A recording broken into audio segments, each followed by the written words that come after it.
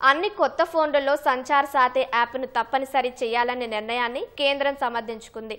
తీవ్రమైన జాతీయ భద్రతా ప్రమాదాలను కలిగించే నకిలీ మోసపూరిత IMEI నెంబర్లను అరికట్టడానికి సంచార్ సాథీ తప్పనిసరి అని స్పష్టం చేసింది. భారత్లో దొంగలించిన లేదా బ్లాక్ లిస్ట్ చేసిన ఫోన్లను సులభంగా తిరిగి విక్రయించడం వలన ఉగ్రవాద సంబంధిత లేదా సైబర్ నేరాలు పెరుగుతున్నాయని పేర్కొంది. ఇలాంటి కేసులను పరిష్కరించేందుకు నమ్మకమైన వ్యవస్థను సృష్టించడం అత్యవసరమని కేంద్ర వర్గాలు తెలిపాయి. ట్యాంపర్ లేదా క్లోన్ చేసిన IMEI నెంబర్లను కలిగిన ఫోన్ల వల్ల నేరస్తులు ట్రాకింగ్ నుంచి తప్పించుకున్నారని పేర్కొన్నాయి. సంచార్ సాథీ యాప్ను తప్పనిసరి చేస్తామడంపై ప్రతిపక్ష పార్టీలు తీవ్రంగా మండిపడ్డాయి. ఇది రాజ్యాంగ విరుద్ధమని, పౌరులపై కేంద్రం నిఘా పెట్టేందుకు చేస్తున్న కుట్ర అని ఆరోపించాయి. ప్రభుత్వ నిర్ణయం గోప్యత హక్కును ఉల్లంఘిస్తోందని కాంగ్రెస్ నేత కేసీ వేణుగోపాల్, శివసేన నేత ప్రియాంక చతుర్వేది ధ్వజమెత్తారు.